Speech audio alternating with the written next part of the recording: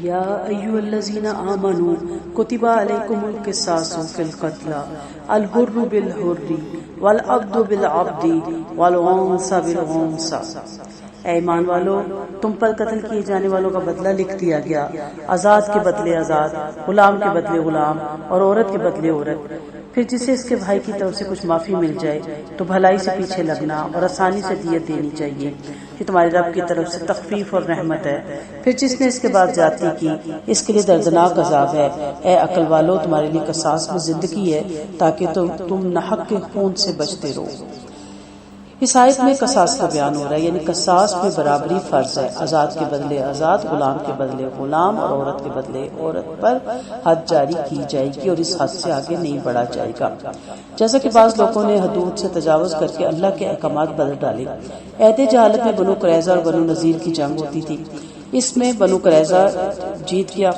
پھر جب کوئی نظری قریظی کو قتل کر ڈالتا تو نظری اس کے قصاص میں قتل نہیں کیا جاتا تھا، کیونکہ وہ جیتی ہوئی قوم میں سے تھا، بلکہ مقتول کے عوض مقتول کے ورثہ کو 100 وق کھجوریں دے دیا کرتا تھا۔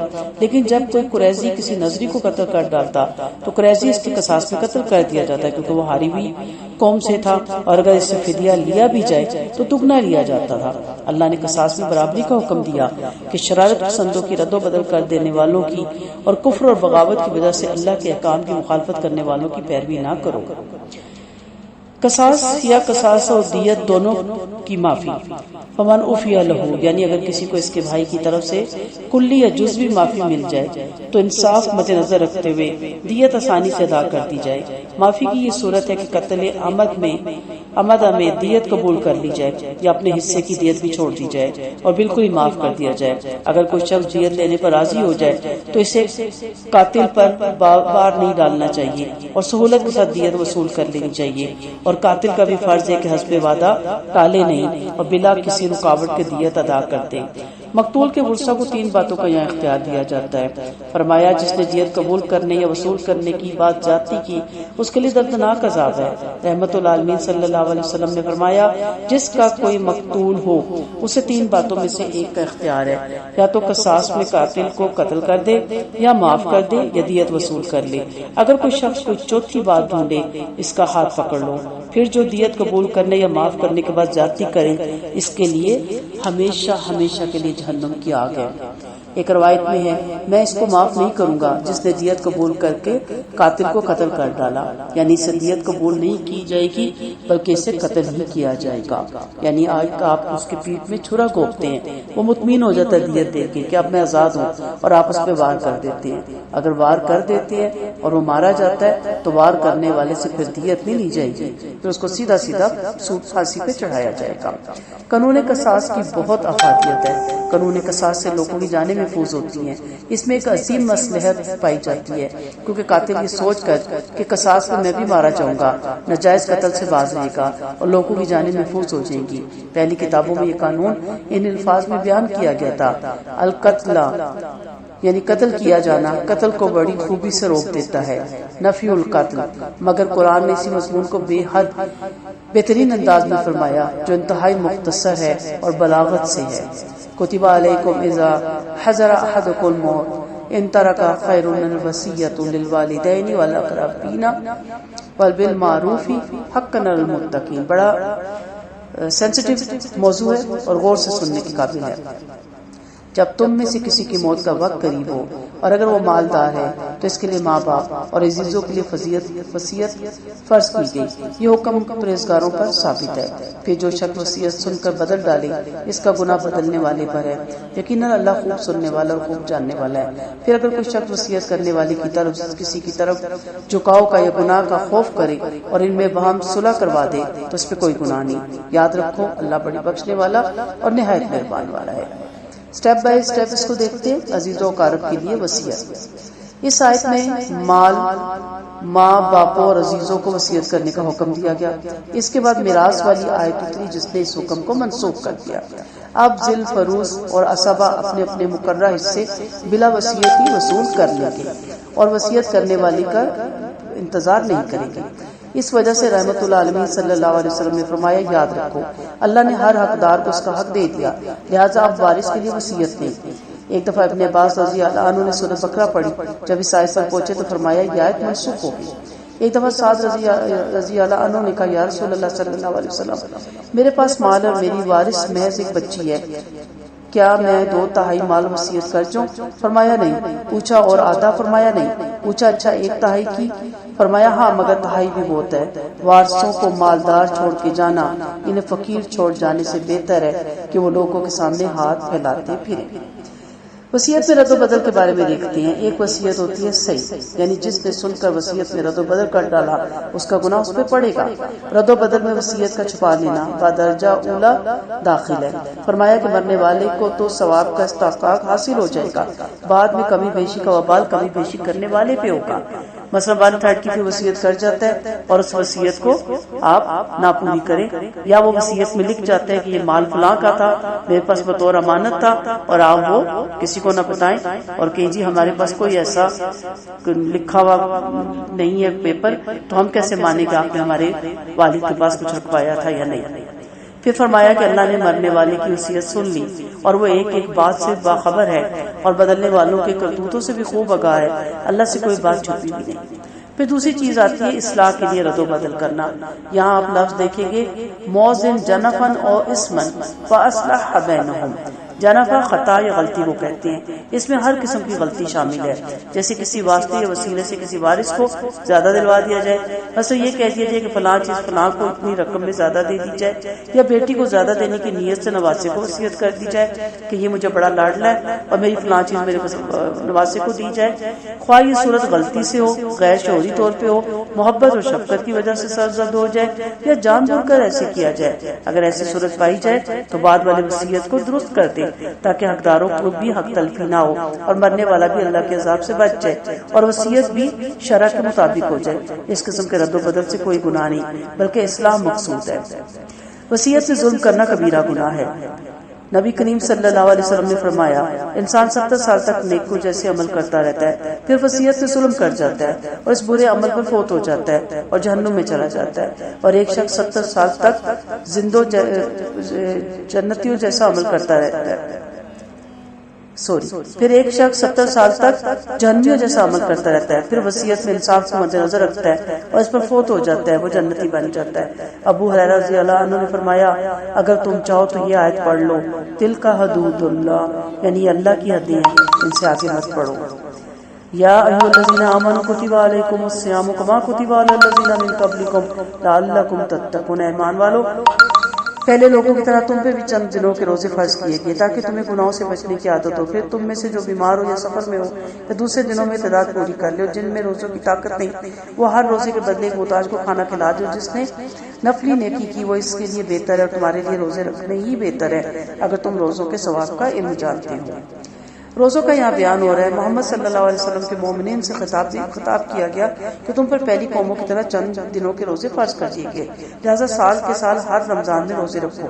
روزہ صبح صادق سے لے کے غروب آفتاب تک کھانے پینے سے، ہم بستری سے اور فوش وغیرہ سے اللہ کی رضا کے لیے رک جانے کا نام ہے۔ یہ بدن کی زکوٰۃ ہے۔ روزے سے ردی اور گندہ مواد اور گرے ہوئے اخلاق سے انسان کے اجسام اور ارواح پاک ہوتی ہے اور اجسام اور روح پاک صاف ہو جاتی ہے۔ فرمایا کوئی نئی بات نہیں، ہر امت پر روزے فرض کیے گئے، اگر پہلوں نے اس فرض کی ادائیگی میں سستی کی تم چستی دکھاؤ اور روزے اہتمام اور پوری شان سے رکھو۔ الحمدللہ نبی کریم صلی اللہ علیہ وسلم کا ہر امتی بڑے شوق سے اس دن کا انتظار کرتا ہے اور اس مہینے کا انتظار کرتا ہے اور بڑے شوق و زور سے اس کی تیاری بھی کرتا ہے اور اہتمام بھی کرتا ہے۔ رمضان کے روزے فرض ہیں، یعنی پورے سال میں صرف ایک ماہ رمضان کے روزے فرض ہیں، روزمرہ فرض نہیں، کیونکہ روزانہ روزے رکھنے سے انسان کی طاقت کمزور ہو جاتی ہے۔ شروع اسلام میں ہر ماہ میں صرف 3 روزے تھے، 13ویں 14ویں اور 15ویں تاریخ کے، پھر یہ حکم آیا تو وہ منسوخ ہو گئے اور رمضان کے روزے فرض ہو گئے۔ اب وہ 3 روزے فرائض میں نہیں نفل میں آتے اور ان کی بہت زیادہ فضیلت ہے۔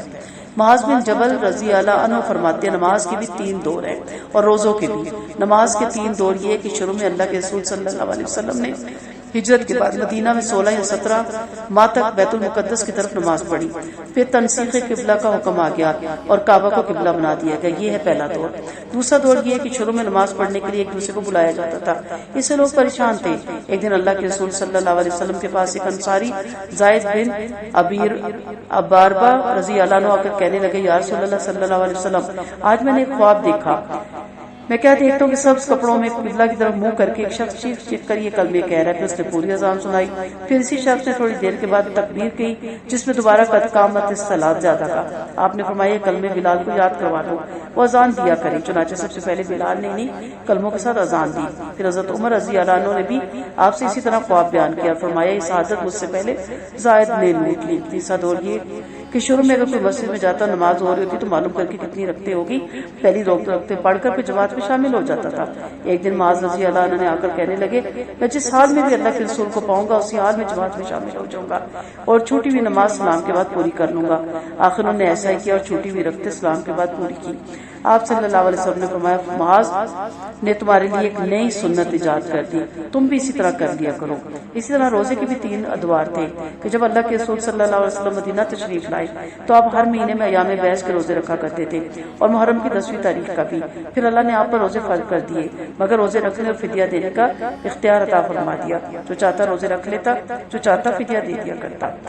پھر اللہ نے تندرست وغیرہ مسافر پر رمضان کے روزے فرض کر دیے اور بیمار مسافر کو روزہ رکھنے اور دیگر دنوں میں ان کی تعداد پوری کرنے کا حکم دے دیا اور فدیہ اس بوڑھے آدمی کے لیے بحال رکھا جو روزے نہ رکھ سکتا ہو۔ یہاں تک کہ 2 دور ہوئے۔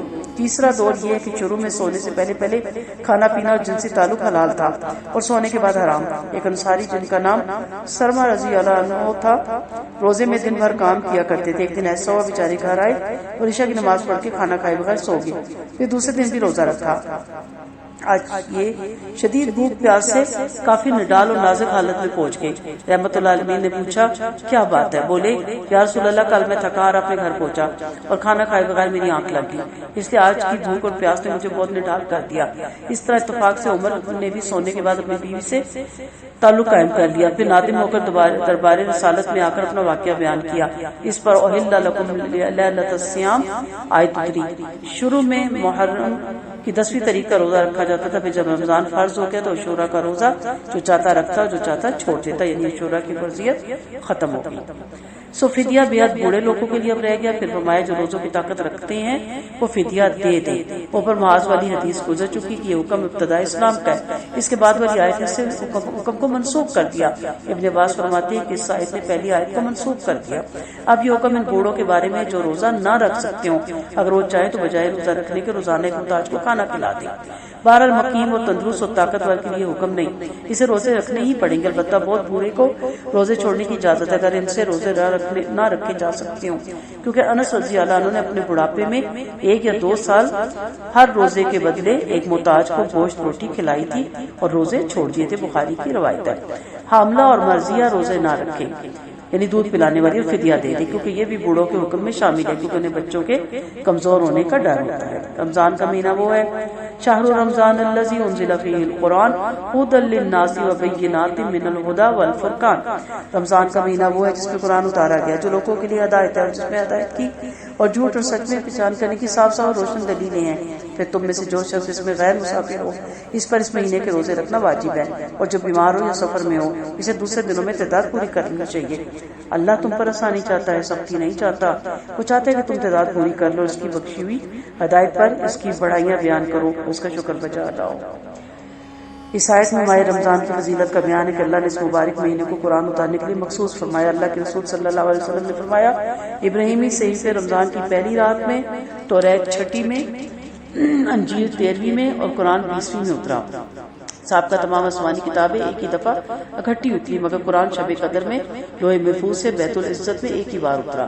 پھر رحمت العالمین صلی اللہ علیہ وسلم پہ 23 سالوں تک حسب ضرورت آہستہ آہستہ اترتا رہا۔ قرآن کی فضیلت اس آیت میں قرآن کی تعریف ہے کہ اللہ نے اسے دلوں کے لیے روشنی بنا کر بھیجا. اگر لوگ اس پر ایمان لا کر اس کی روشنی میں قدم بڑھائیں اور اس کے احکام پر عمل کریں تو راہ پا جائیں گے. اس میں ایسے ایسے روشن اور کھلے دلائل ہیں کہ اگر کوئی سمجھدار ان پہ غور و فکر کرے تو اس سے ہی راہ پا سکتا ہے اور گمراہی سے ہٹ کر راہ ہدایت پر آ سکتا ہے. قرآن ہدایت کی گمراہی سے، حق کو باطل سے، سچ کو جھوٹ سے اور حلال کو حرام سے الگ چھانٹ دیتا ہے. پھر فرمایا مقیم پر روزے رکھنا واجب ہے.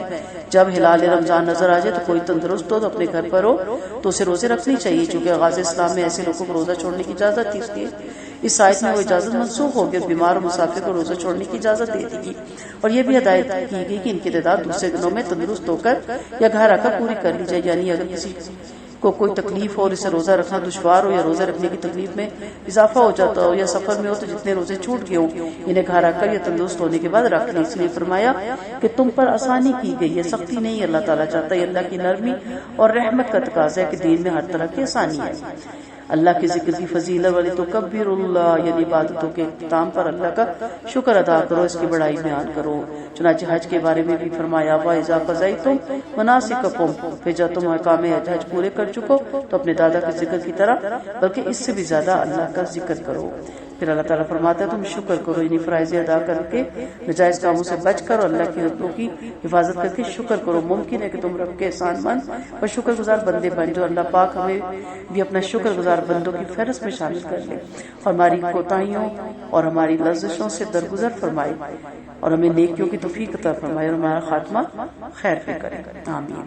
وَإِذَا سَأَلَكَ عِبَادِي عَنِّي فَإِنِّي قَرِيبٌ أُجِيبُ دَعْوَةَ الدَّاعِ إِذَا دَعَانِ فَلْيَسْتَجِيبُوا لِي وَلْيُؤْمِنُوا بِي لَعَلَّهُمْ يَرْشُدُونَ.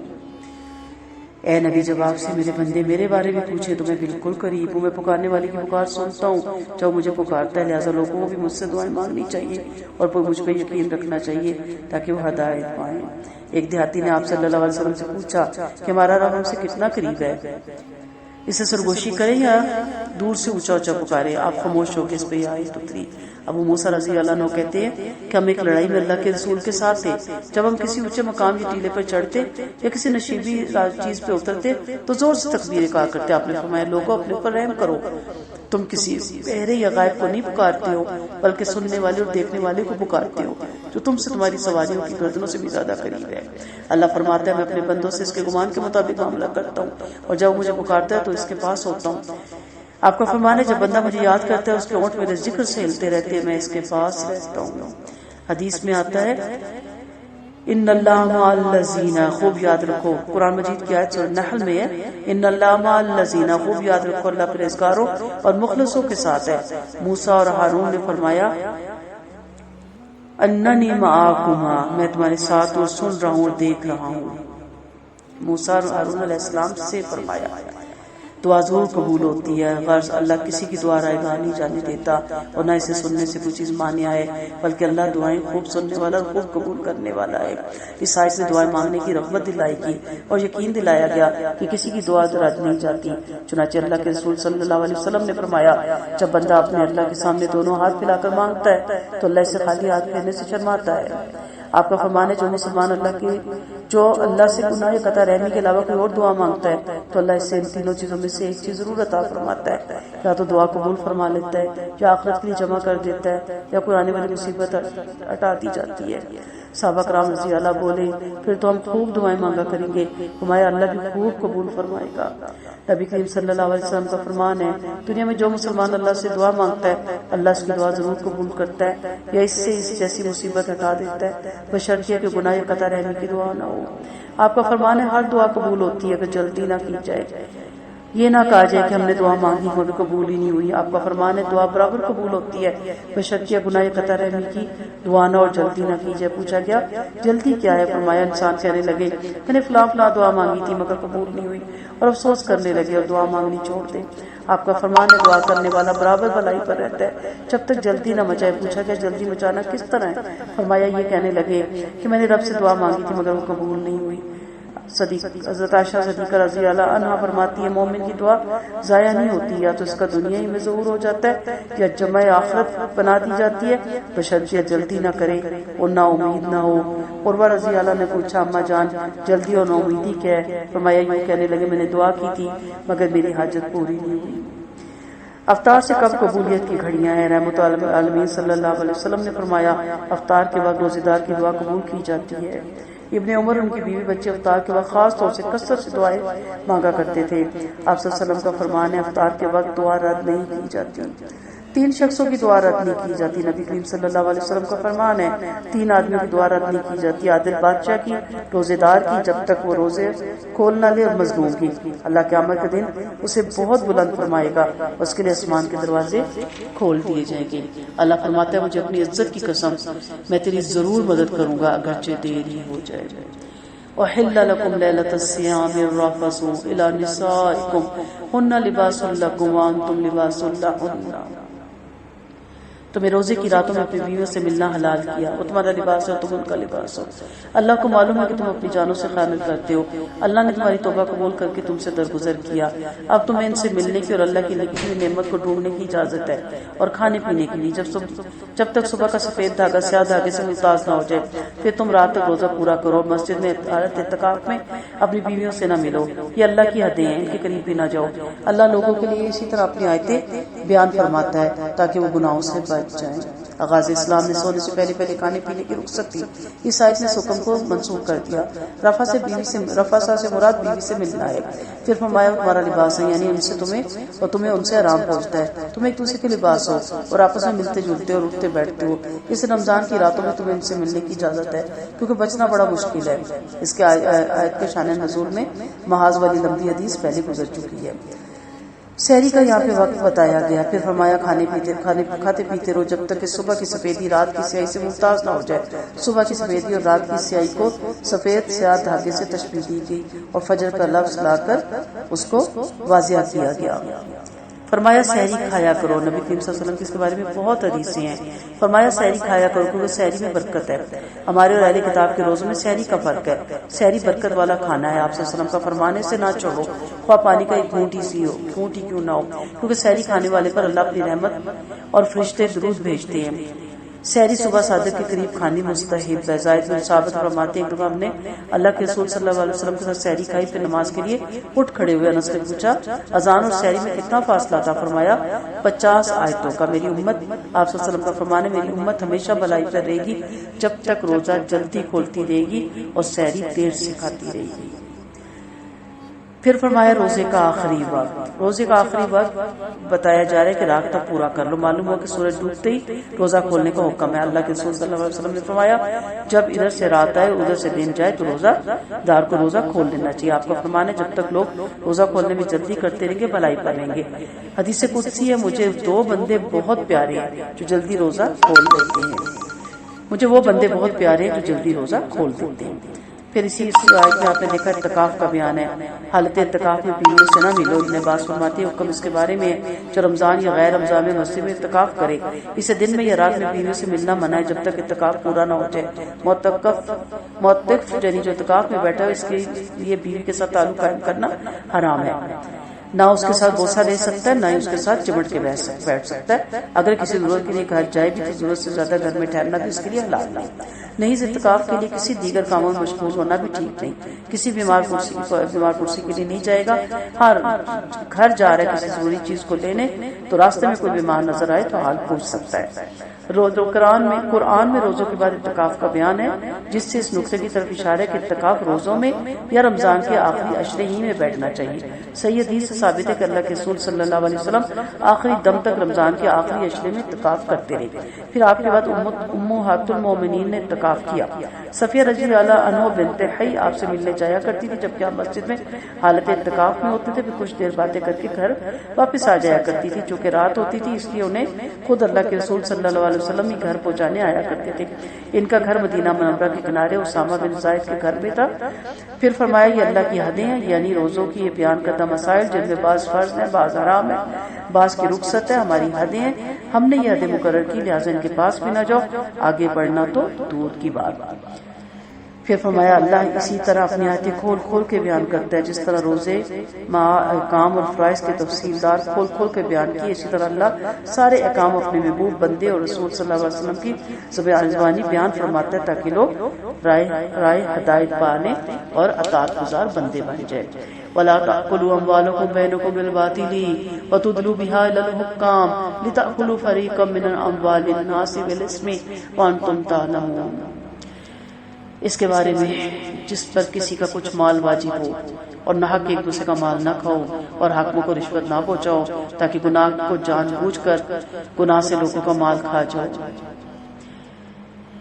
جس پر کسی کا کچھ مال واجب ہو مگر ثبوت نہ ہو، اور جس پر مال واجب ہے وہ انکار کرتا ہو اور قاضی بھی اسے بری کر دے، حالانکہ اسے خوب معلوم ہے کہ اس پر فلاں کا حق واجب ہے، اگر یہ شخص انکار کرے گا تو گنہگار ہونے کے علاوہ حرام کھائے گا۔ اللہ کے رسول صلی اللہ علیہ وسلم نے فرمایا میں انسان ہوں، غیب دان نہیں ہوں، میرے پاس جھگڑنے والے آتے ہیں، ممکن ہے حجت میں کوئی کسی سے زیادہ تیز اور چرب زبان ہو اور میں اس کے حق میں فیصلہ کر دوں اور وہ ناحق ہو۔ اگر میں کسی کے حق میں مسلمان کے حق کا فیصلہ کر دوں تو یاد رکھو وہ آیت کا ایک ٹکڑا لے گا، اسے اختیار کرے گا، اب چاہے تو اسے وہ لے لے چاہے تو اسے چھوڑ دے۔ قاضی کا فیصلہ حق کو ناحق یا ناحق کو حق نہیں بنانا۔ اس آیت اور حدیث سے معلوم ہوا کہ قاضی کا فیصلہ خارج میں کوئی تبدیلی نہیں پیدا کرتا اور حرام کو حلال یا حلال کو حرام نہیں بنا دیتا۔ فیصلہ ثبوت دیکھ کر ہی کیا جاتا ہے، اگر ٹھیک ہے تو خیر، ورنہ قاضی کا فیصلے کا اجر اس کو ملے گا اور ظالم پر ظلم کا وبال پڑے گا۔ یاد رکھو جس کے حق میں دوسروں کے حق کا فیصلہ کر دیا گیا ہو اس کا جھگڑا ختم نہیں ہوتا جب تک قیامت کے دن دونوں کو جمع نہ کیا جائے اور ظالم سے مظلوم کا حق نہ دلوایا جائے، اور دنیا میں ناحق فیصلہ ہوا تھا اس کے بدلے ظالم سے مظلوم کو نیکیاں نہ دلوا دی جائے۔ یسألونک عن الأحلة قل هي مواقیت للناس والحج۔ لوگ آپ سے حلال کے بارے میں پوچھتے ہیں، فرماتی کہ لوگوں کے وعدے اور حج کی اوقات ہے، اور احرام کی حالت میں تمہارے گھروں کے پیچھے سے آنا نیکی نہیں بلکہ نیک تقوی والا اور گھر والوں کے دروازوں بلکہ نیکی ولیکن البر من التقوی، لیکن نیکی یہ ہے کہ تم تقوی اختیار کرو اور گھروں کے دروازوں سے آؤ اور اللہ سے ڈر جاؤ تاکہ تم فلاح پاؤ۔ ابن عباس رضی اللہ عنہ فرماتے ہیں لوگوں نے اللہ کے رسول صلی اللہ علیہ وسلم سے حلال کے بارے میں پوچھا، جس پر یہ آیت اتری کہ ان سے قرض اور دیگر معاملات کے اوقات، عورتوں کی عدت اور حج کے اوقات معلوم ہو جاتے ہیں۔ اللہ کے رسول صلی اللہ علیہ وسلم نے فرمایا اللہ نے حلال لوگوں کے لیے اوقات بنائے ہیں، لہٰذا چاند دیکھ کر روزے رکھو اور چاند دیکھ کر چھوڑ دو، اگر مطلع اب آلود ہو تو 30 دن پورے کر لو۔ وقاتلوا فی سبیل اللہ الذین یقاتلونکم ولا تعتدوا ان اللہ لا یحب المعتدین۔ اللہ کی راہ میں ان سے لڑو جو تم سے لڑتے ہیں اور زیادتی نہ کرو، یاد رکھو اللہ زیادتی کرنے والے کو پسند نہیں فرماتا، اور انہیں جہاں بھی پاؤ مارو، اور جہاں سے انہوں نے تمہیں نکالا تم بھی انہیں نکال بار کرو۔ فتنہ شرک قتل سے بھی بڑھ کر ہے، تم ان سے حرمت والی مسجد کے پاس نہ لڑو جب تک وہ تم سے نہ لڑیں، پھر اگر وہ تم سے لڑنے لگے تو تم انہیں مارو۔ کافروں کا بدلہ اسی طرح ہے، پھر اگر وہ باز آ جائے تو یاد رکھو اللہ خوب بخشنے والا نہایت مہربان ہے۔ ان سے لڑتے رہو جب تک کہ شرک کا فتنہ مٹ کر اللہ کا دین غالب نہ آ جائے، پھر اگر وہ باز آ جائے تو زیادہ ظالموں پر ہے، یعنی زیادہ ساری ظالموں پر ہی ہے۔ اس میں مسلح کی ممانعت کی جا رہی ہے۔ یہ آیت مدینہ میں جنگ کے بارے میں پہلی آیت اتری۔ اس آیت میں ہے کہ جو تمہارے کھلے دشمن اور تمہارے دین مٹانے کا عزم کر چکے ان سے جہاد کرو، لیکن اس میں بھی زیادتی نہ کرو، ناک نہ کاٹو، مال غنیمت نہ چراؤ، عورتوں بچوں اور بوڑھوں کو قتل نہ کرو، درویشوں اور عبادت گزاروں کو نہ مارو، بلا مصلحت درخت نہ کاٹو اور کسی جاندار کو قتل نہ کرو۔ نبی کریم صلی اللہ علیہ وسلم مجاہدین اسلام سے فرمایا کرتے تھے جاؤ اللہ کی راہ میں کافروں سے جہاد کرو، چوری نہ کرنا، غداری نہ کرنا، مسلح نہ کرنا، اور بچوں کو عبادت خانوں کو نہ توڑنا، بچوں کو نہ مارنا اور عبادت خانوں کو نہ توڑنا۔ ابن عباس رضی اللہ عنہ فرماتے ہیں جب اللہ کے رسول صلی اللہ علیہ وسلم کسی لشکر کو جہاد پر روانہ فرماتے تو اسے فرماتے کہ اللہ کا نام لے کر جاؤ، اللہ کی راہ میں کافروں سے جنگ کرو، زیادتی نہ کرو، چوری نہ کرو، مسلح نہ کرو، اور بچوں کو اور گرجے والوں کو نہ مارو۔ ابن عمر رضی اللہ عنہ فرماتی ہے کسی جنگ میں ایک عورت کی لاش دیکھی آپ صلی اللہ علیہ وسلم نے تو اس پر آپ نے مذمت فرمائی، آپ صلی اللہ علیہ وسلم نے عورتوں اور بچوں کے قتل کو ناپسند کیا۔ تو اس میں جنگ کے سارے احکامات بتائے جا رہے ہیں۔ کہ مشرکوں سے جنگ برابر جاری رکھو جب تک کہ شرک کا فتنہ نہ مٹ جائے اور اللہ کا دین تمام دینوں پہ غالب نہ آ جائے۔ اللہ کے رسول صلی اللہ علیہ وسلم سے پوچھا گیا کہ ایک شخص بہادری کی نیت سے لڑتا ہے، ایک شخص حمیت قومی کے لیے اور ایک شخص صرف دکھاوے کے لیے، ان میں سے اللہ کی راہ میں کون مجاہد ہے؟ فرمایا جو اس نیت سے لڑتا ہے کہ اللہ کا بول بالا ہو وہی مجاہد ہے۔ مجھے لوگوں سے لڑنے کا حکم ہے جب تک وہ توحید والے نہ بن جائیں، پھر جب وہ توحید مان لیں تو مجھ سے اسلامی حقوق کی جان اور مال کو بچا لیں گے اور ان کے دنوں کا حساب اللہ پر ہے۔ حرمت والا مہینہ حرمت والے مہینے کے بدلے میں ہے اور حرمتوں کی برابری ہے۔ پھر جو شخص تم پر زیادتی کرے تو اس کی زیادتی کے برابر تم بھی اس پر زیادتی کرو اور اللہ سے ڈر جاؤ، یقین مانو اللہ ڈرنے والوں کے ساتھ ہے۔ ذی القعدہ 6 ہجری میں اللہ کے رسول صلی اللہ علیہ وسلم مدینہ سے عمرے کی نیت سے مکہ روانہ ہوئے۔ مشرکوں نے آپ کو مع صحابہ کے مکہ میں داخل ہونے سے روک دیا۔ آپ نے ان سے اس شرط پہ صلح کر لی کہ آپ اگلے سال عمرے کے لیے آئیں گے۔ چنانچہ اگلے سال آپ اپنے ساتھیوں کے ساتھ مکہ تشریف لے گئے اور گزشتہ سال کے عمرے کی قضا کی سائد کے سواقی کی طرف اشارہ ہے اور سلسلے میں یہ آیتیں اتری۔ جابر بن عبداللہ اللہ کے رسول صلی اللہ علیہ وسلم حرمت والے مہینے میں جنگ نہیں کرتے تھے۔ جابر بن عبداللہ نے فرمایا اتفاقیہ آپ سے جنگ نہ کی جاتی، اگر پہلے سے آپ جہاد میں مصروف ہوتے تو اس مہینے کے آتے جہاد بند کر دیے جاتے، آپ جہاد بند کیا کر دیتے تھے۔ سو زیادتی پر برابر بدلے کا جواز اس سائد سے نکلتا ہے کہ زیادتی پر برابر بدلے کا حکم عین عدل ہے، حتیٰ کہ مشرکوں میں بھی یہ مساوات قائم رکھی گئی۔ تو جب بھی کبھی ایسی بات ہو تو بدلہ لیا جا سکتا ہے، لیکن جو اللہ والے ہیں وہ کسی موقع پہ معاف بھی کر سکتے ہیں، اس لیے کہ ہمیشہ خشیت الہی پیش نظر رکھو۔ وَأَنفِقُوا فِي سَبِيلِ اللَّهِ وَلَا تُلْقُوا بِأَيْدِيكُمْ إِلَى التَّهْلُكَةِ وَأَحْسِنُوا إِنَّ اللَّهَ يُحِبُّ الْمُحْسِنِينَ۔ اللہ کی راہ میں خرچ کا بیان ہے۔ یہ آیت اللہ کی راہ میں خرچ کے بارے میں ہے اور اللہ کی راہ میں خرچ کرو، اپنے ہاتھوں ہلاکت میں نہ پڑو اور احسان کرو اور یقین مانو اللہ احسان کرنے والوں کو پسند کرتا ہے۔ یہ آیت اللہ کی راہ میں خرچ کرنے کے بارے میں ہے کہ نہ تو بالکل ہی ہاتھ بند کر لو اور نہ ہی سارا مال ہی خرچ کر ڈالو اور اپنے ہاتھوں ہلاکت میں پڑ جاؤ، اور نیز اس سے وہ عمل سے جس کی بیجا زیادتی ہے انسان اپنے آپ کو ہلاکت میں ڈال لے، بس میدان جنگ میں اکیلا تنہا دشمنوں کی صفوں میں گھس جائے، بغیر زیادہ راہ لیے جہاد میں نکل جائے، کثرت سے نفلی روزے رکھے، تبلیغ دین کے نام پر بال بچوں کو بغیر نام کا چھوڑ کر گھر سے نکل جائے، یہ سب چیزیں اس چیز میں شامل ہو جاتی ہیں۔ اس آیت میں اللہ کی راہ میں دینے والے کی ترغیب ہے کہ نیکی کے ہر کام میں اور بھلائی کی ہر جگہ پر مالی قربانیاں دی جائیں، خصوصاً جہاد کے موقع پر، تاکہ مسلمانوں کے ہاتھ مضبوط ہوں اور وہ اطمینان سے جہاد کریں، کیونکہ اگر جہاد جیسے موقع پر ہاتھ کھینچ لیا جائے تو خود اپنی ہلاکت ہے۔ معلوم ہوا کہ حسن سلوک جس کا اس آیت میں حکم ہے اعلیٰ درجے کی عبادت ہے۔